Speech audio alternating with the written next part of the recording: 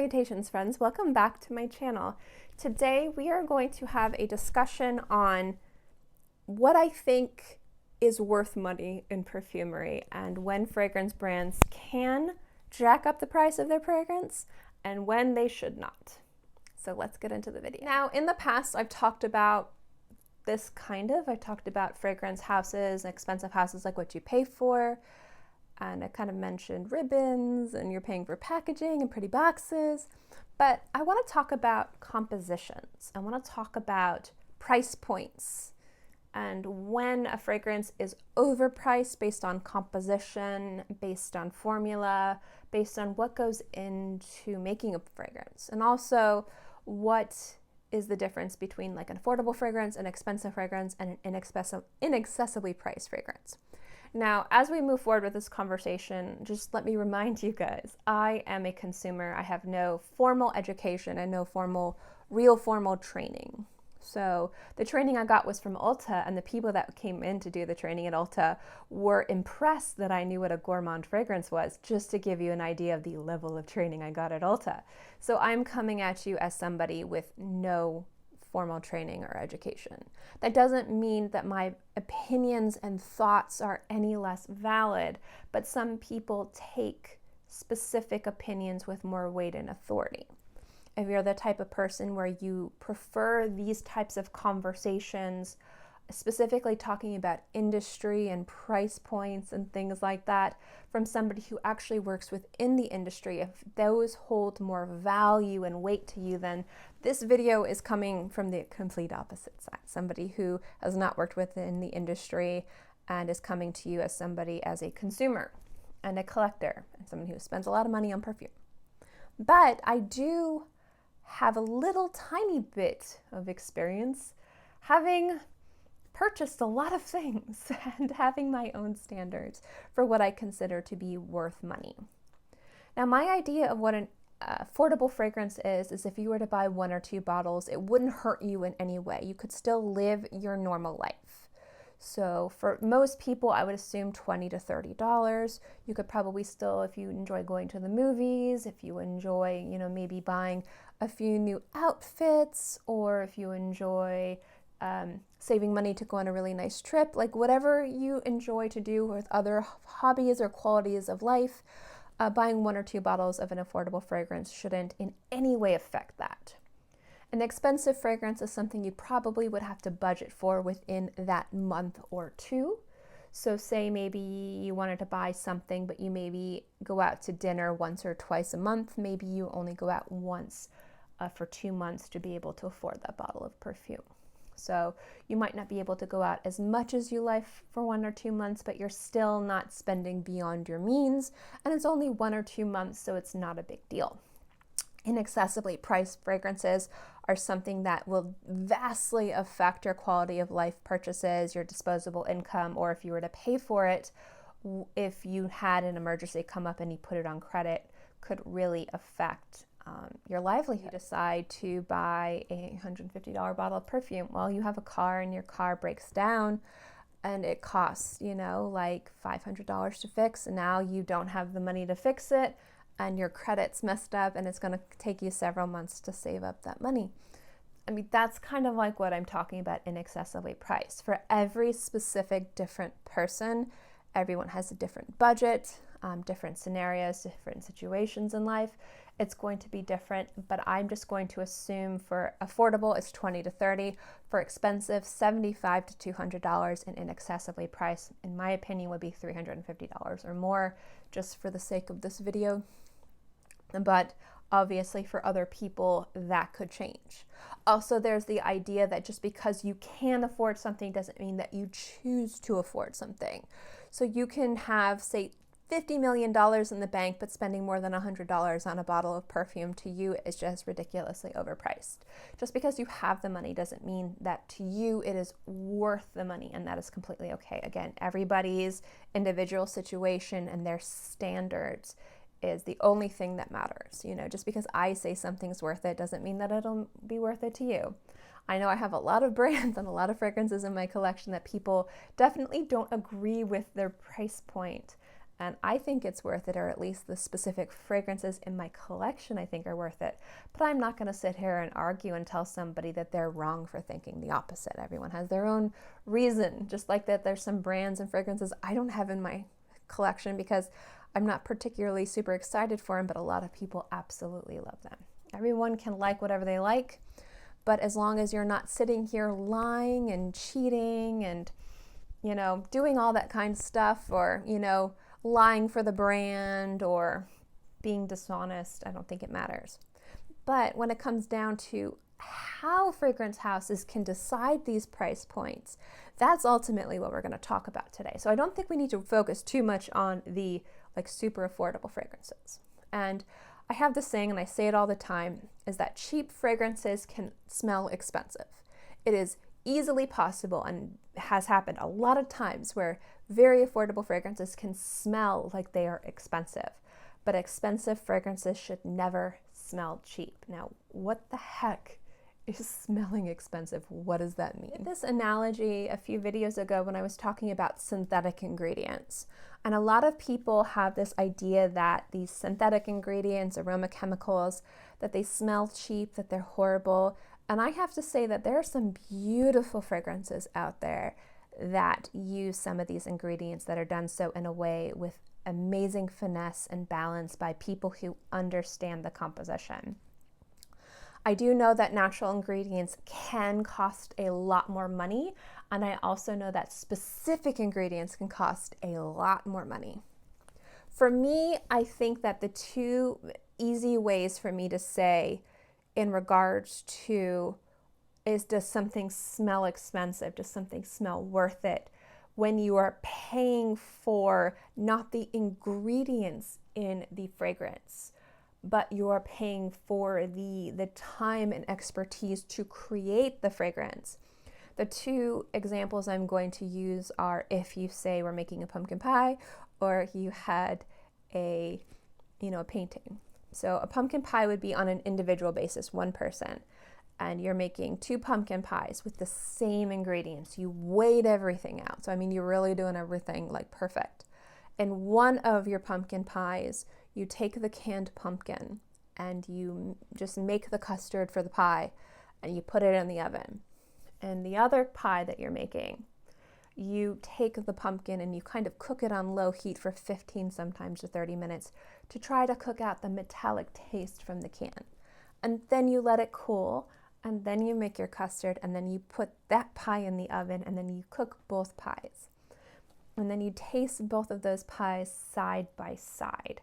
One pie is going to taste vastly better than the other. And that's going to be the one where you cooked out that metallic taste from the pumpkin, from the canned pumpkin. So you use the exact same ingredients, but this one pie had more time and expertise and finesse used in the formula in the recipe. In that situation, that pie took more time and more expertise and experience to make, so that might be a pie you would pay more money for. Another example would be is if you had two painters here, and you gave them both the same quality of art materials, of art supplies. So the same paints, the same brushes, the same canvas, and the same amount of time to create a painting.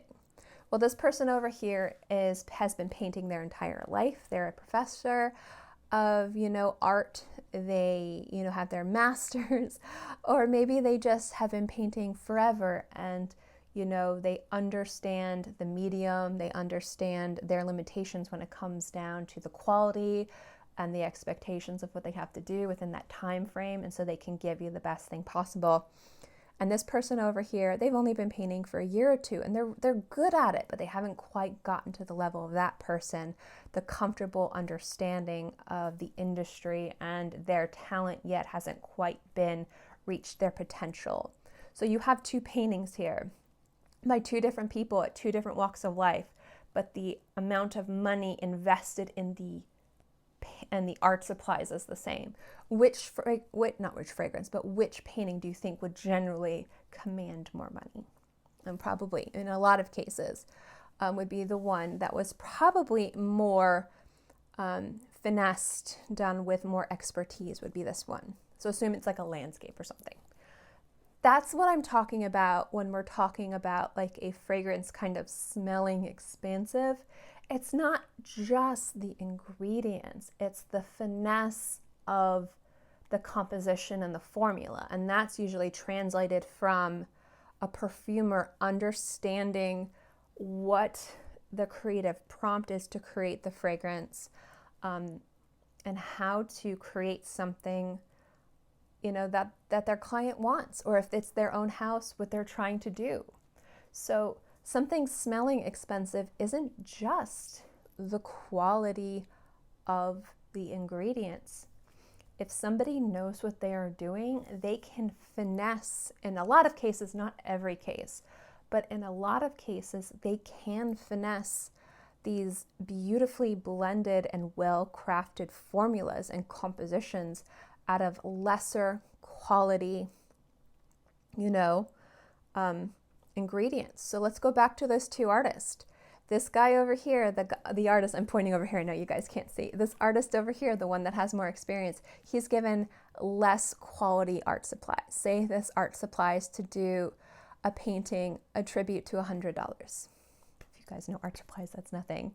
The other artist over here, he's given the quality. It's the same colors and, you know, all that stuff, but the quality of his paints and his brushes is vastly more money. Say it's like $600. So, you know, who do you think is going to have a better painting?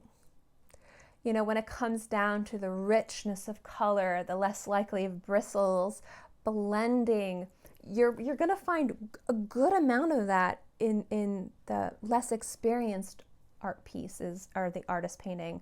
But that doesn't mean that that one is generally going to be a better experience, a better piece of art than this person's over here just because they use better ingredients. It has to do with the person creating the piece. And for me, fragrance is olfactive art. For some people, olfactive art doesn't have to be a masterpiece that you visit an art museum. It can be a beautiful, you know, a piece of art that you find, you know, maybe at the store that you hang up in your bedroom that makes you smile, makes you happy, that maybe you invested $40, $50. And it doesn't have to be something earth-shatteringly masterpiece that's going to change art for hundreds of years. But the quality of a composition isn't just the quality of ingredients. Yes, that does matter. And yes, that should matter, especially if fragrance houses are asking hundreds of dollars for a bottle of perfume. They better dang well be providing these perfumers with high quality ingredients if they're going to be charging so much money. But when something smells expensive, in some cases, not all, it doesn't have to do just with the quality of the ingredients. It has to do with the level of expertise, experience, and finesse that the perfumer has done in creating that formula. And so when people hire perfumers, the more experienced perfumers, the masters, the people who are very well known for their artistry and their competency, I don't think I used that word right, which is very ironic considering the word I tried to say, they will command more money. So it might cost, and I am just throwing it, I do not know how much it actually costs, so please understand I'm just throwing out numbers here. This perfumer, to work with said luxury niche brand to create, say, 3 fragrances, might charge $10,000 for formula per, you know, per fragrance, so $30,000 in total. This master over here might charge $50,000 per formula and might demand the rights of the formula. So they belongs to them. That this fragrance house doesn't have any right to it. So I mean, vastly different amount of money for the same amount of money it costs to make the fragrance, but you're paying more money for more experience and more artistry, and sometimes also name recognition. Now, those numbers I threw out, I literally just thought of them on the spot, so please know I have no idea how much it actually costs. Numbers I threw out. But that is in one way that brands can charge a lot of money because that is a hidden cost that people might not attribute to the production of a fragrance. Could very well be, well, it only costs, like, and I'm throwing out another number because I don't know what this is, it might only cost 10 cents a mil to make a bottle of perfume, but that might be just for the fluid in the bottle. What about the bottles? What about the boxes? What about fulfillment? What about the cost to pay a perfumer to make the fragrance? There's so many other things that go into paying all this stuff. If you have a big factory that makes fragrances, I guarantee you machine upkeep's expensive. So there's a lot of reasons why brands might cost a lot of money, a lot of overhead that we as consumers don't see. But that doesn't give brands the excuse to overcharge in certain areas. I don't mind paying more for an experience. That doesn't mean other people agree or disagree. It's up to you guys. By an experience, I mean presentation. I don't mind paying more for, going to a sales associate and getting the fancy, ribbon and the nice box and the bag. I know in some cases that's what you're paying for, and that's fine. I don't mind paying more for a beautiful and substantial presentation. And in some cases, not all, I don't mind paying a little bit more for marketing. What I will not pay more is only for marketing. And there are some brands out there where you are literally, and I mean quite literally, only paying for the marketing. And that is unacceptable. And that is the problem that I see. Now, again, I know I have a lot of brands in my back behind me that people might think, okay, you're saying that, but I don't agree with you based on your collection. And you guys have every right to say that. Again, this is my opinion. I might justify specific fragrance houses and specific fragrances because I enjoy specific things about them.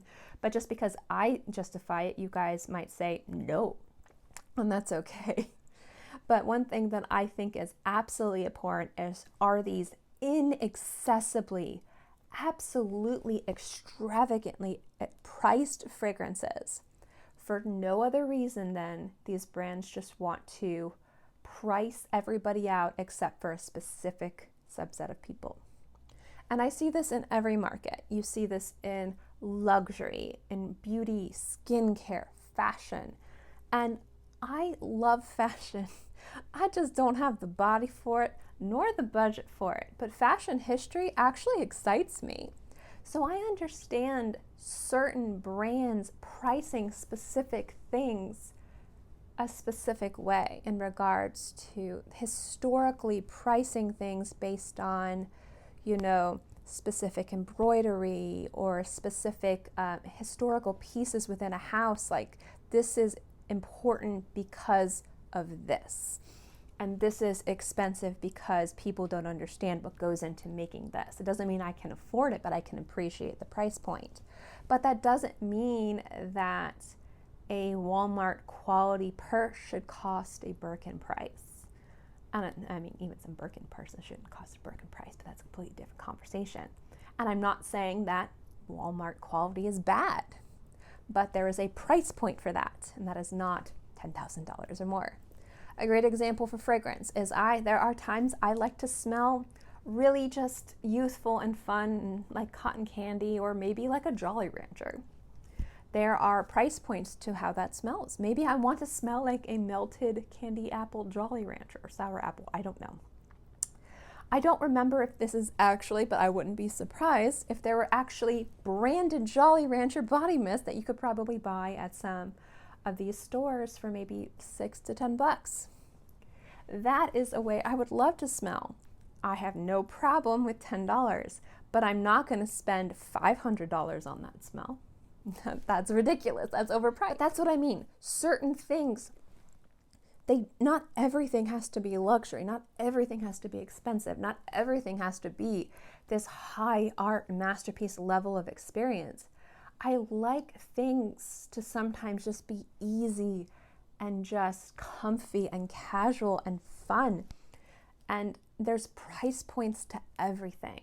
And the thing is like, when I'm talking about there's price points to everything, I'm not talking about the 1% here. I'm talking about normal people who have real jobs and live real lives. I'm not talking about people who own like 8 houses or in jet set across the world, you know? And if you live that life, fantastic. You live that life, you enjoy that life. I'm not going to sit here and shame anyone who lives that life either, you know?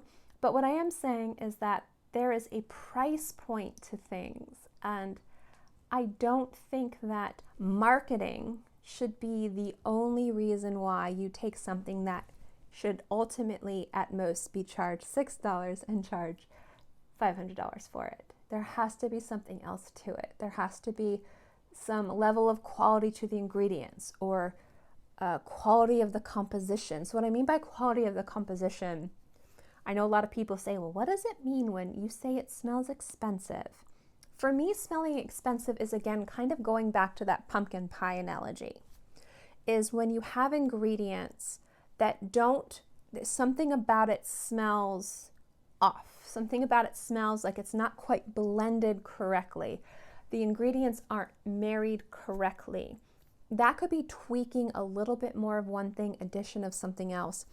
Like when you see a list of notes in a fragrance, so if you see like a fragrance pyramid note of say 10 ingredients or 10 notes, there could be 80 different ingredients in this formula to compose this fragrance. And again, I'm speaking to somebody who doesn't know what I'm talking about. But I've seen some fragrance formulas. There's a lot that goes in, a lot of chemistry that goes into building these scents. That's what I'm talking about, like smelling expensive and finesse.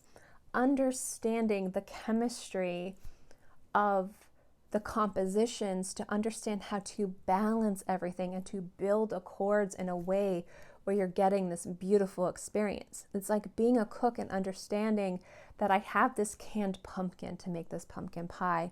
I need to spend more time cooking out the metallic taste in this canned pumpkin to make this amazing pumpkin pie. You know, understanding that if I want to create this formula and I'm using these ingredients, I need to make sure that it's a seamless, beautiful experience from start to finish. That nothing about it, oops, sorry, I didn't mean to kick this, that nothing about it is jarring, that nothing about it feels disjointed, that it blends beautifully, that it tells a nice story on the skin. And telling a story on the skin, it doesn't have to be this crazy prompt where it smells like you're watching a classic movie on your skin, only you're smelling it. It could be something fresh and playful and fun. Maybe your prompt is you watched your daughter outside play in the grass and she picked some daffodils and she came in, she was eating an orange popsicle and she smelled like grass and flowers and bright orange juice, and you wanted to create a fragrance that just smelled, you know, green and fresh and sunshiny and youthful with a bit of orange in it, you know? And so you smell it and it smells youthful and fun and playful and whimsical, and it doesn't smell like something crazy. Or it can be a fragrance that's kind of reminiscent of a book or a movie or music or a time period. I mean, it's understanding the prompt, the creative prompt, and it's translating that in a way that's successful in smell, but also as a successful fragrance, which is something people want to wear on their skin. And part of that is how it develops on the skin. So for me, when a fragrance smells expensive, it's not just the quality of ingredients, because again, it doesn't matter the quality of ingredients. If they're put in the hands of somebody that doesn't know what they're doing, then those ingredients could easily smell disjointed, be mismatched, not smell blended well. And so they could smell good. It'd be like getting a piece of A5 Wagyu steak and cooking it for 15, 20 minutes on the grill. You know, you can ruin a good ingredient if you don't know what you're doing with it. But somebody could have a really crap ingredient and do something magic with it. And so for me, smelling good is more about how the fragrance develops. It's how the composition smells, how it performs, how it makes me feel. It smells like there was thought put into it. It smells like things were deliberate. It smells like finesse. It smells like if there's bitterness in the opening of the fragrance, that it was specifically put in there as a scent profile to add something to the olfactive experience, not that this went bad. It's like when you eat something that has bitterness to it, it could be something that maybe went bad. Or it could be like a peppery piece of lettuce that you added to a sandwich or a salad to add bite and kind of a flavor profile to your meal. That's what I'm looking for. If you have a salad and something has crunch, that's what I want. That's the level of finesse and something smelling expensive. It's not just the composition, it's how it all performs. It's not just the quality of the ingredients, it's how they were all blended and put together. And it's not just the presentation of the fragrance, even though that is important. It's good to have nice presentation, especially when you're spending a lot of money. I would hope a brand would at least invest in a decent atomizer. That would be nice. Sometimes I'm a little questioning.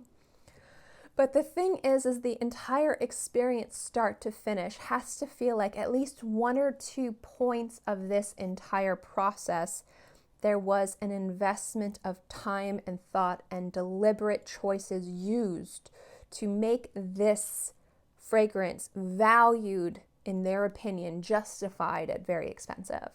And that is not just, we want to smell expensive bottles of perfume. We're marketing ourselves as a prestige luxury house, so we're charging $500 a bottle. There has to be something. If it's presentation and quality of ingredients, all right. Generally, I would hope for quality of ingredients and a good nose who understands the brand, the type of fragrances the brand wants to do, and them coming together and creating something magical. That's what I'm hoping for. It could be a perfumer's legacy. Sometimes their legacy in and of themselves can command a lot of price. I know that there's a lot of discussion and debate with that. I get it. But for some people, that has value. And if you're one of those people that has value, then there you go. I think that what we need to start doing is also not being afraid of holding brands accountable and say, no, this is wrong. I don't think that there's anything wrong with saying that's overpriced. I think that there are also some compositions that, in my opinion, just lend themselves better to more affordable or slightly more expensive fragrances. Like aquatic fresh fragrances, unless there is an ingredient that is super expensive, super rare, something vintage, I see so many beautiful, amazing examples of those in very affordable fragrances and more accessibly priced designers. I don't see the need to charge $600 or more dollars, or even like $350 or $500 for those scents, because there's so many amazing options cheaper. Now, having that be a part of your library so there's a variety, that I understand, but make a part of that special. Add an ingredient that's rare and expensive and unique. At least do something else than make it just smell like a dupe for light blue, but charging 5 times as much. Like there's no point. Just buy light blue. You can buy it at a discount for like $30 sometimes for like 3.4 ounces. Like, why would you spend $500 for that?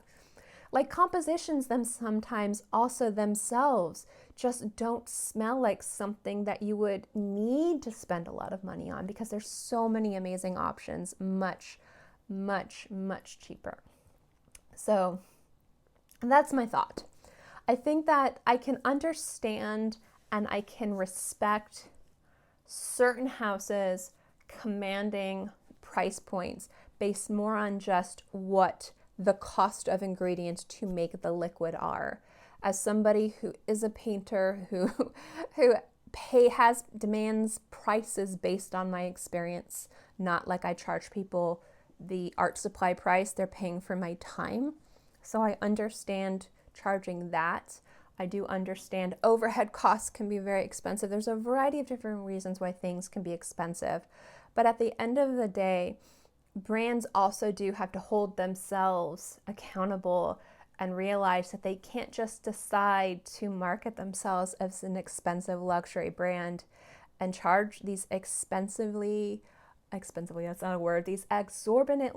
expensive high prices, and the only thing they offer is beautiful marketing, and everything else just smells like something you could buy at half or a third of the price.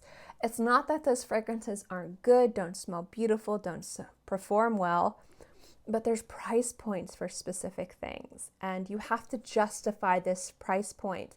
And if your smell is, again, smells great, but it smells, you know, like these other fragrances down here that are like, you know, like $100, like how are you justifying the $500 mark? And I know that there's a lot of fragrances in my collection that people are going to look at and be like, but you have this and you have this. I might justify that for me, but I would never justify any of that for you. That is your decision to make for yourself. But I did want to pose this question and have this discussion because it is important to have. Expensive fragrances are something that a lot of people have real issue with. And I understand and respect price points for brands as long as brands can back that up. And a lot of times it can be vintage ingredients, it can be expensive presentation, it could be a lot of overhead. Maybe they themselves own their own area where they compose their fragrances themselves. They don't work with other people to compound their fragrances.